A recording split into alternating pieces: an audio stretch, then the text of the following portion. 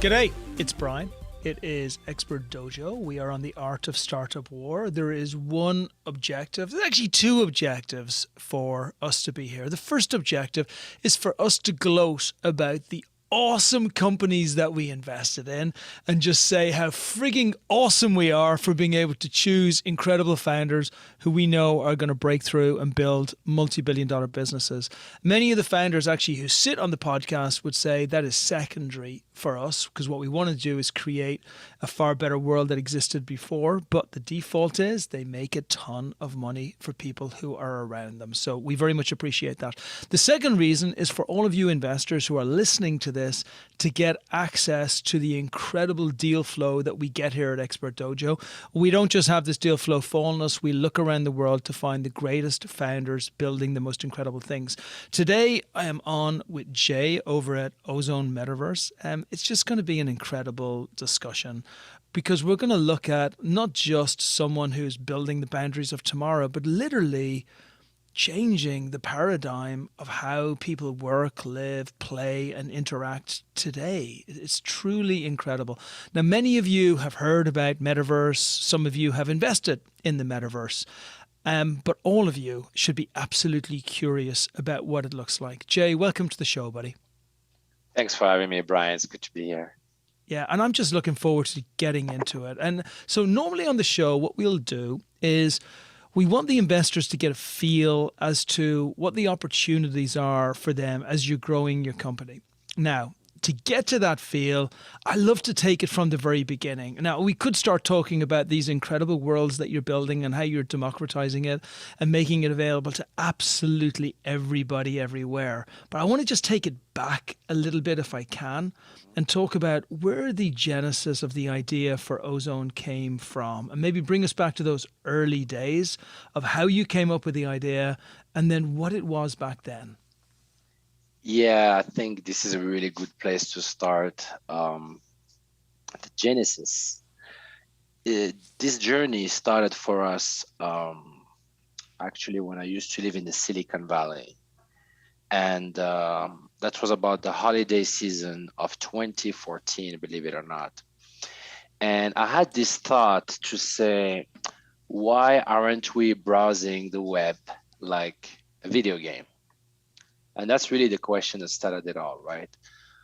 The internet user interface had not evolved and really still has not evolved a few years later from the 80s and the 90s.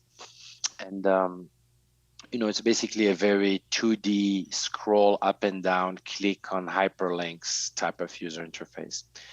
And I thought if we could do it like a video game, it could be like so much fun. Now then, after that Genesis question, I aborted the idea for about 6 months, really thinking that it wasn't for me. This is not something I should be getting involved in. And after 6 months of not being able to get rid of the idea, and being in the Silicon Valley, I thought, you have to, when we get an opportunity to try something as an entrepreneur-wise, we should really try it because there's so many great people around the world who gets ideas but have no opportunity to actuate on them, And so back in the days, I was thinking, Jay, you shouldn't do it, but maybe there is some shepherd somewhere in the world who is thinking the same thing, but they're not in the Silicon Valley. They don't know all the great people, So I started asking some people some questions, and originally I wasn't necessarily talking about the 3D interface. The idea was more like a consolidation platform. Mm-hmm. Like, what if instead of having a gazillion tabs open, I can be in this really cool environment and all the data is coming to me, And that's what I swear to God, I have a gazillion tabs open right now. Yeah, it will do. But this is soon about to go away, right? I think within the next few years. Because it makes no sense. It never made any sense. The whole way that the internet is put together is just put this way because people have been satisfied. The people who created it were satisfied that was the way it should be created. And it's just been left like this for 30 years. Basically, yeah, exactly. So about a few months later, right, one day I called one of the only guys I knew personally very well that was that I thought was a developer, I knew a lot of folks in the executive space, in different companies, like a lot of directors in some of the big companies and so on. And I picked their mind on, hey, this consolidation platform. And they all said, this is the holy grail of the internet you're describing.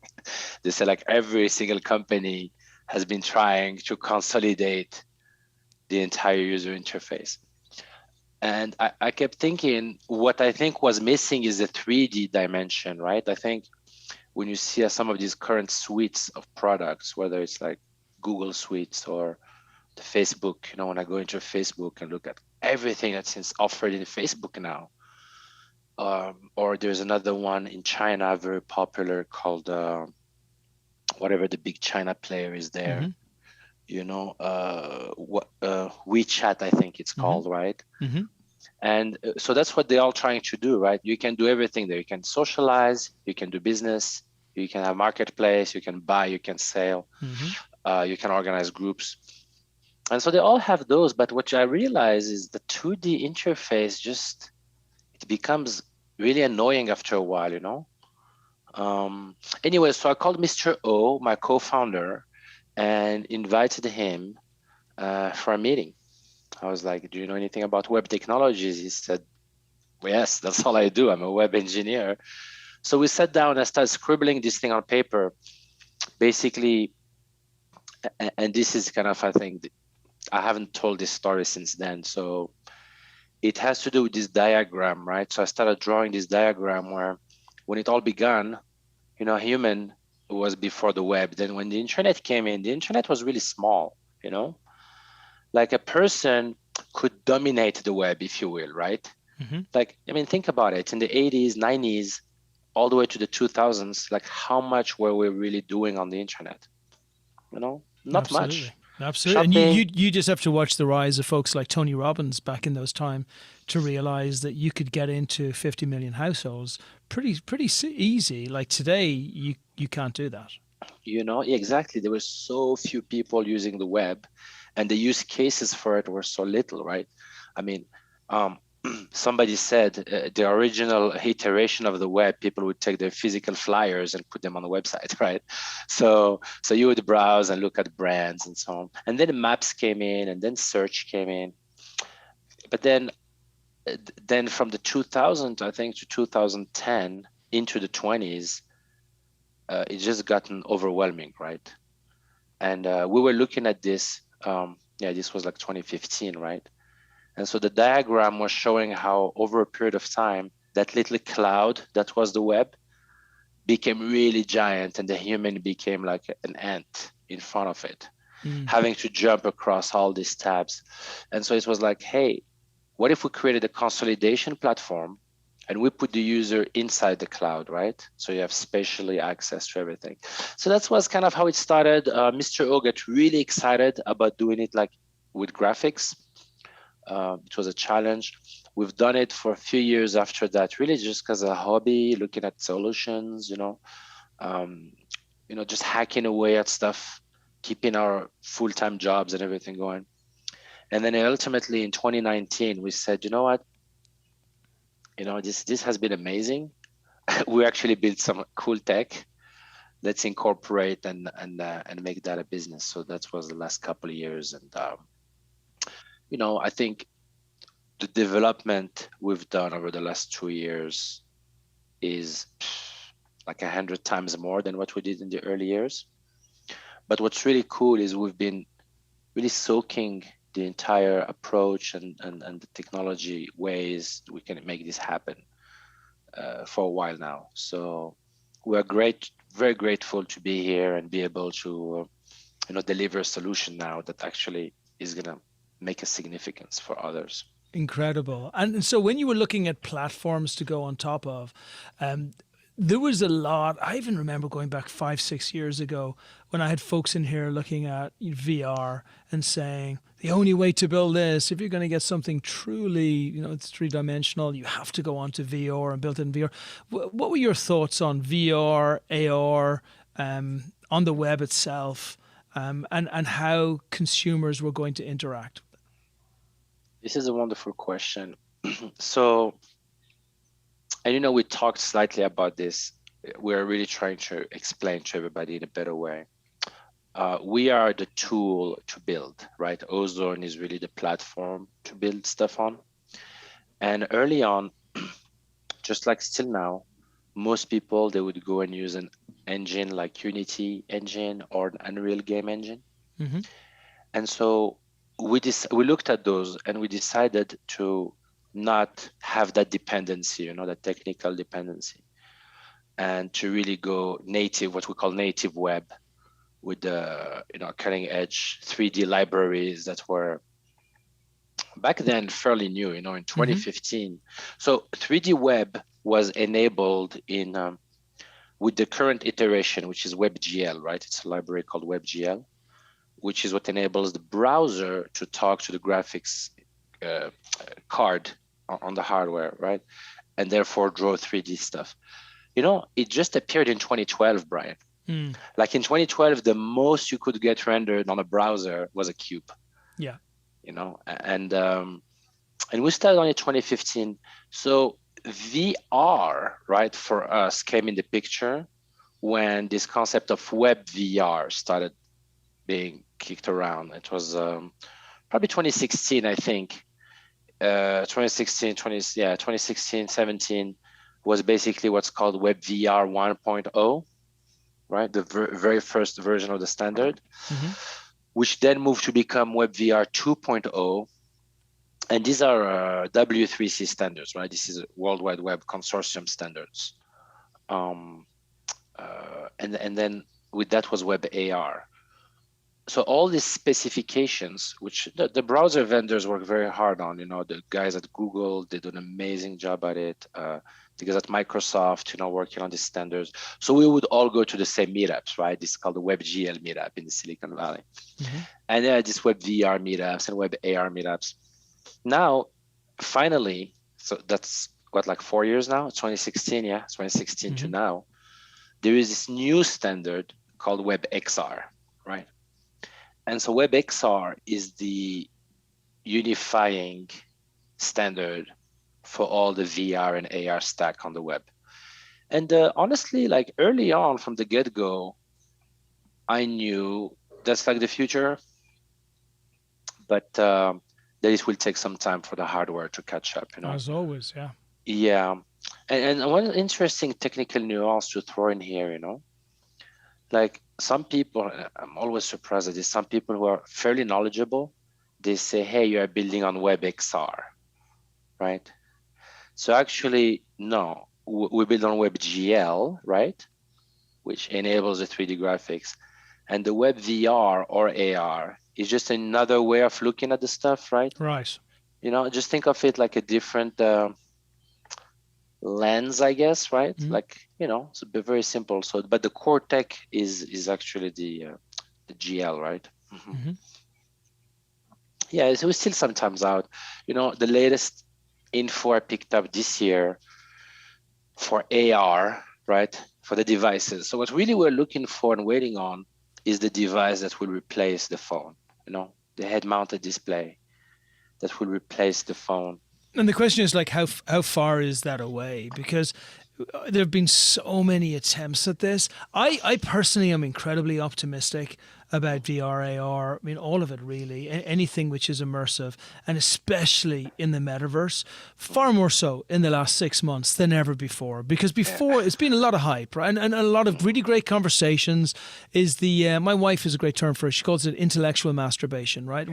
Where you get these great conversations which don't really lead to anything because nobody's quite ready for them, but they sound great. It's the equivalent to like a 2 a.m. conversation about like intellect in Ireland while you're still sitting in a bar that you've been in for 7 hours. Okay. So, but today, for the first time, I feel that's all changed. And I feel that we're on the brink of unbelievable change because there's a few things which are meeting in the center, right? There's number one, we have a generation of people who have been brought up digital. And I think that's incredibly important because that wasn't the case before. If we go back, 10, 15 years ago, you had a lot of folks who had been brought up semi-digital, semi-analog, right? Now, absolutely everybody out there under the age of 30 has been brought up entirely digital. Number two, gaming has taken over from all sports. If you look at actually the decline in basketball, American football, soccer, anything in the United States. And then you look at the sports that are going up. It's online gaming, MMA. It's an entirely different group of sports, but a lot of which are leading very much to online. Also, the technology, for the very first time over the last 5 to 10 years, all of the major technology companies have started pointing their horns in this direction, which means that there's incentive. You now have the hundreds of billions of dollars who are incentivized to actually creating the technology that can actually provide the services that they're going to be offering over the next 10, 15, 20 years. I think what Zuckerberg said is highly significant as well, right? In the direction that he took Facebook, it woke a lot of people up who would have otherwise have been sitting on the other side of the chasm, and they would have said, well, this is going to come after I die. And that's no longer the case, right? So you have all of these things happening at the same time. Plus, we've learned a lot from the mistakes that have been made before. So you've positioned yourself in such an incredible place in an environment which is almost a fait accompli, right? It's almost impossible to imagine that the merging of the digital world that has up to this moment been mainly gaming and some online stuff with the analog world that none of the folks who are in the digital world really wanted to be a part of that much. Yeah. It's only a question of time before they tether irrevocably. 100%. And I love your body language. We know when you put the two hands like this, what was pointing to the word I was going to use. It's called convergence, Brian, right? So we are at a convergence time where there's a lot of things that are happening. Everything you've described is so true and amazingly powerful, because this is happening in the commercial limelight, right? Like the masses of the people and the economical players can understand the value and the direction, right? Cognitively, right? Everybody can say, oh, wow, metaverse. I want my brand to be in the metaverse. You know, the biggest brands now, they're going in, Adidas, Gucci, everybody's making steps into the metaverse. You know, Nike, but some companies and so on. So now those entities can cognitively understand their interest, as you said, the incentive to step in and develop.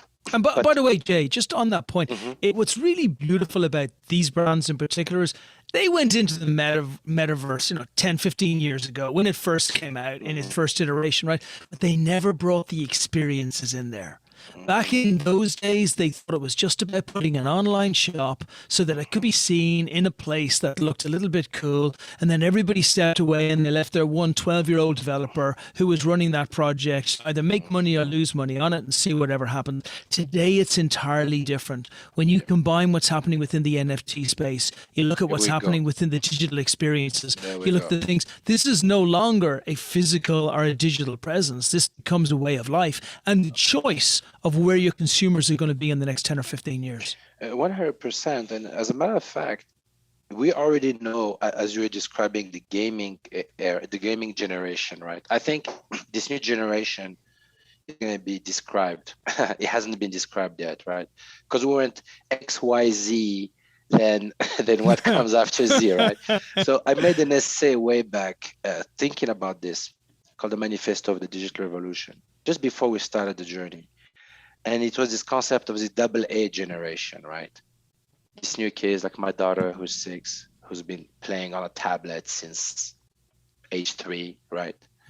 And so she's native. Like I see her playing on some games and I'm like, oh, wow, the metaverse is already there, right? Yeah. But the difference here is, so the convergence, right? So you mentioned NFT blockchain. I'm sure we're going to get to touch on that more. But, technically, there's been a convergence of technologies, Brian. This is what makes it more real now than before. The metaverse been talked about since the 60s, 70s, virtual reality as well. But now there is actually functional, scalable, and battle-tested technology. And not only one, they're all converging, right? The blockchain is production ready. The 3D graphics are production ready. The hardware to run the 3D graphics is ready. The network to transmit the data is ready, you see? And then the users are ready. So it's like, as you said, it's like all the ingredients are here, It's like having a great pasta with a great tomato sauce and a great Parmesan cheese and not put them together and just have a great dish. So one interesting thought also to the what you mentioned, the incentives, right? So the vendors of the hardware are definitely, the race is hard. Hardware is hard. Some of the problems they're solving are pretty complex, which I think is really the best thing Facebook is doing and has been doing. Yeah. A lot of people are pissed because Mark's statement was just like appropriation of the whole industry. It was like, hey, we are doing the metaverse. We are becoming a metaverse. So for a lot of people, like common folks who are not in the building space, they are like, okay, Facebook is becoming the metaverse, right? They don't know that generations of programming has gone in before that. Anyways, but for sure, the headset. So here's an interesting And stat. also, it's not just that. It's not like the metaverse is not like the Taj Mahal. Right? There's not one of these things that you go to and that's going to be your metaverse, and you're going to say, "Oh, I've just been to the Taj Mahal. That was cool. I'll go back home again." Like the metaverse is a state of mind. Exactly. So it It's has the to be internet. democratized. It's the internet, right? So the purest definition, there is a purest definition and there's like commercial understanding, right? But the purest definition is a digital cyberspace, which is a 3D immersive, that is going to replace the internet, right? Full stop. That's it, And so as the internet, it will be comprised of a lot of different pages, which in this case become worlds, like websites become worlds in the metaverse, right? And then just like the internet, you go to certain pages, it's open and free, like Wikipedia. You go to others, you have a freemium, then you have to pay, and so on and so forth. So applications now needs to be built on top of that. Yeah. But here's an interesting data point, right? This Christmas, the top selling, top downloaded application on the App Store at Apple and others was the Oculus app, the VR application. Wow. And yeah, and so that was the number one download application. And then also another interesting data point, Facebook sold more Oculus Quest VR headsets than Xboxes, right? And PlayStations. Interesting. First time ever, right? First time ever, yeah, this year. And this speaks volume, about the preparedness of the market. And one last thing also to drive across, VR prime time has kind of begun, right? Because, you can get in a headset and really have a good virtual reality experience, including on Ozone, right? Where VR functioning on the web. But AR, the problem with AR, Brian, is this hardware, right? So, you put those glasses and you basically see through your world, and then 3D stuff gets juxtaposed, right, on your living room, street, whatever, right? That's what augmented reality is. Versus virtual reality, for any of the listeners who are not very clear on it. So in virtual reality, you seclude yourself from your surrounding. Let's say you stop seeing, and then you get fully immersed. So what happened? In AR, Brian, they have this concept called field of view, right? So what happens is, even when you see the people on the advertisement wearing the glasses, right? They only see through a very small square on the glass. Like our uncles and grandparents back in the days, they have those glasses, and they had little box down at the bottom of the glasses to magnify the text here, right? Sure. So just like that, and it sucks, man, as a user experience. It really sucks because you cannot see anything of significance in a small, tiny box. And I remember having tried one of the Magic Leap, right, device, one of the greatest multi-billion-dollar funded headsets. Beautiful. But it couldn't see the dinosaur. There was a whole dinosaur. You could only see like the tail or the leg or the neck, So I think Apple is the next catalyst, right? Apple is working on some device. They're gonna roll it out probably this year now, 2022, and that should really shake up the industry. Yeah, no question they'll lead out with it. Magic Leap, I love those guys. They're maybe the greatest money raisers in the world, because to have raised the amount of money they raised with no product, God bless them. I mean, I feel like bringing them in for pitch lessons. For our start, anyway, I don't want to bust up Magic Leaf today, but God bless them anyway. They're really good. So just okay. So here's the conclusion we've come to. And by the way, this has been a great conversation because this should be the conclusion that everybody's coming to today. If you're an investor, you're putting money in the future. You're putting money in innovation for what is going to come. There is no discussion here about whether this is coming or whether it's not coming. This is an absolute inevitability. The only question is it going to be massively impactful in 2 years, a little bit impactful in 2 years, or on its way in 2 years? Like that's the only thing that people are discussing here. But everybody's going there. And that means that if you're investing based on a 5 to a 10-year outcome, then you need to be putting money in this space and you need to be understanding what you're putting money into. So, okay, so everybody gets this part of it. Now let's move to the next part, which I find fascinating, which are these two worldviews, right? One worldview is the Elon Musk worldview, which is, nobody's really claimed space, so I'll have it, thanks. Right. And Mark Zuckerberg has the same principle within the metaverse. Right. And then there's another view, which is your view, which is that the metaverse is for everybody and everybody should be able to create their own metaverse. And this is actually going to be a lens that everybody will be able to look through in the future. And whoever can democratize this for the entire planet will actually win. Right. So I would love to talk about that. I would love to talk about what you've built, how it's going to be rolled out over the next couple of years. I understand there's a lot which is under NDA and we can't go too deep into it, but give us broad strokes, if you can, about your worldview and why it's so important that we go down this road. Thank you, Brian. First off, let me say that I'm really flattered and honored that you'd ever position my small idea, side by side, just to be mentioned in the same sentence is really flattered with Elon, most importantly, in this case. But yeah, so it's all about approach, right? So let me start by saying one thing. There's nothing new under the sun, right? And living in the Valley for like 17 years, I learned one thing from some of those tech folks I've talked to over the years is it's not about being first, it's about being last, and the winner takes all. That's kind of the mentality of the tech space, So what happens is really, I think there's a little bit of both things that are happening here in my worldview, right? I think I would make a hybrid of those. So Zuckerberg says, right, oh, nobody has claimed it. Well, we'll make it ours, right? Elon, kind of same thing for the space.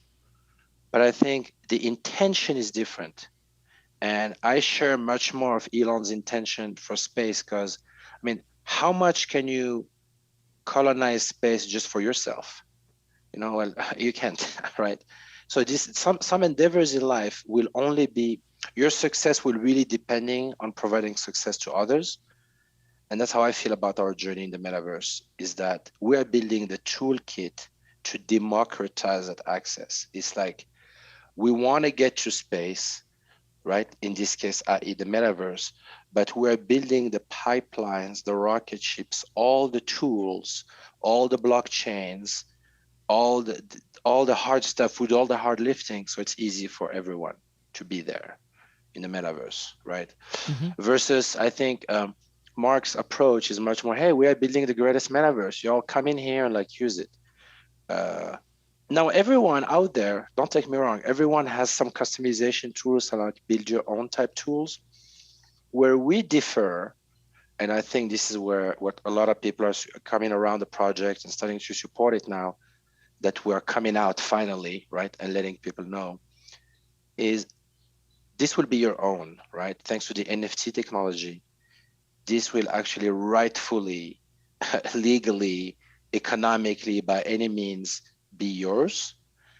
And using the tools we provide and we will continue to provide is just a choice you have, right? And, very soon you'll be able to go and program anything you want yourself. So I feel like, yeah, I'm much more of the Elon Musk worldview in this case. And then as you build that, paint us a picture for 3 to 5 years' time and what it would look like for a small, medium-sized company. So a small, medium-sized company right now, they have their website, they have their tabs, they're the same as us. They got their like 20, 30, 40, 50 tabs open. They have their Slack here, they have their Facebook there, they have their email here, then they have 40 other websites that they go into. What will the world for them look like as they are now on the Ozone platform? Yeah, this is a wonderful question. Brian, this is what we should be focusing on, right? I tell my engineering team all the time, forget the tech. Just begin the sentence with as a user, right? I learned this in Scrum, becoming Scrum Master. Nothing matters. Just as a user, what is the experience, right? So I can say that number one, there's many different type of users for the metaverse. Think of it like the web, right? So right now we're talking about a company. So as a user, right, a company in the metaverse will now have a virtual headquarters, okay, where all its talent and all its people are actually converging just like in a physical office. And the first thing they will get is the benefit of the team dynamics that a 3D space provides versus a Zoom call, right? Where you can actually spatially organize your team and your flow and therefore your thought process, right? I know Zoom has tried a lot and they've introduced this year what they call the breakout rooms, but it's nothing like the real life, No. So that's number one. We already have we have a product like that for now. This doesn't require any blockchain. It's really just a really great HR enhancement for a company. Now, everything else is just data, right? The Slack, the emails, their internal databases, all that is just data which can be brought into this 3D space via API integration, right? We're already looking at a bunch, there's a lot of solutions out there now to bring your feeds, your social feeds, your emails. Every Gmail has it, every server, every service has those APIs. So for us, I would say 2-3 years out, I'm really looking forward to allocate quite a bit of engineering resources to enable those data transmission. That's for the enterprise solution. But every human Joe, so now what's interesting to note here is every one of those employees will also have their own quote unquote home in the metaverse, private, right? So now you can imagine your lead accountant, for example, in your company, he's also a music aficionado, he's a guitar player, right? He plays in a band. So in his little metaverse, private, personal, he has his music stuff, right? And then he has another little world for his band, where maybe it's a venue.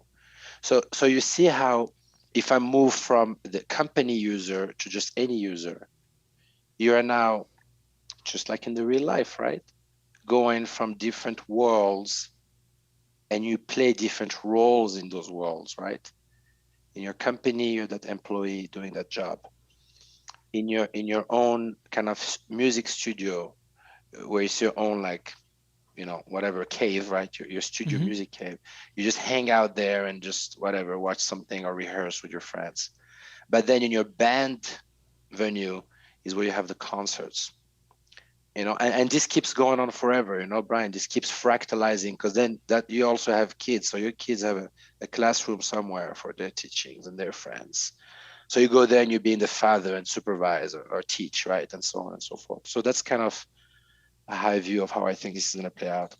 Incredible. And how do you see the rollout for yourself? So you've come out of development, you're out of stealth, you've gone to market, you've had a huge response so far. You've got a token offering, which is happening right now. You're also doing a little bit on equity, but you've got a tremendous amount of support on equity, so it's not something you're even pushing that hard. Talk to us a little bit about how much you're going to look to try and raise, and then what that's going to build over the next 8 to 12 months. Thank you. So the main focus is on the token currently, as the token not only provides capital, which we've had great response. We're like 10-to-1 subscription on the first offering. Amazing. And there's another one coming up later in January. But the idea with the token is that it's also community, right? It's decentralized fundraising. So there's lots of people who get to own some of this token and therefore be part of we call it the inception, right, community.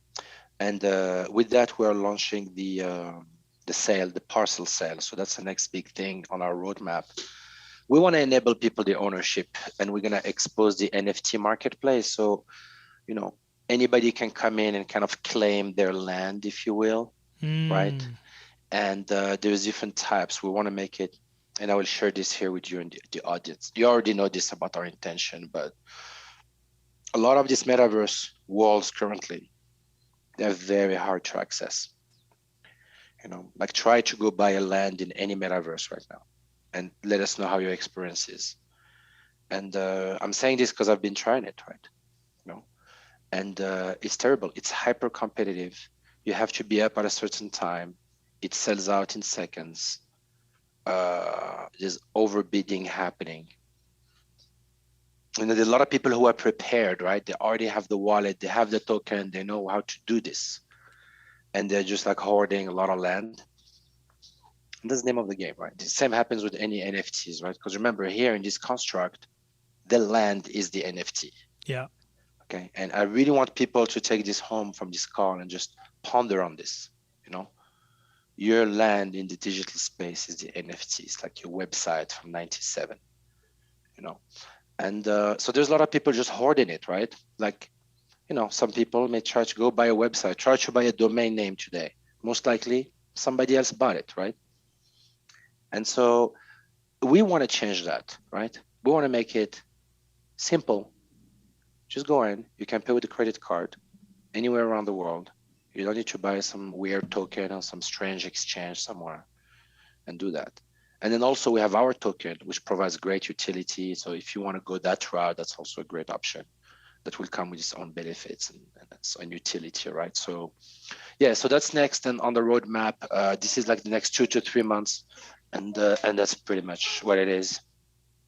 Fantastic. And then that's going to provide an entire currency also within the metaverse as well. Like really, there's no end to what you could build here. And I love the idea of a token. We actually have one of the companies here, they were a beverage company, and they created an entire crowd club that allowed them to actually raise all of their money from their people and change the entire distribution method of how beverages are passed from place to place or sold even. And what I love about what you're doing is you're going down the same path rather than going down the traditional, we're going to raise money through a lot of institutional investors. You're saying, I want the owners of our company, I want the owners of our universe, should I say, to be the folks that are benefiting and a part of our community. Absolutely. And The that has citizens, power in right? itself. Yeah, Yeah. yeah, the citizen-owned model. And, I mean, this is not such a new idea, right, Brian? If we think about it, if we just sit down for a second and ponder, you know, this is not such a new idea, but again, the approach, right? And now the technology and the digital scalability that we're looking at, and the amount of value that can be created via those NFTs, right? The creator economy, I think, is what sets us on for really a renaissance of value creation and opportunities.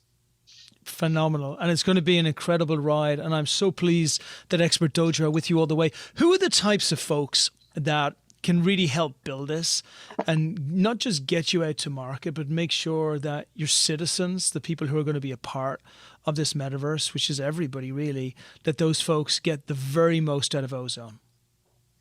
That's a wonderful question, and this would be a great call to action. So first of all, citizenship in Ozone is free, right? You don't need to spend a dime to be a citizen in the metaverse.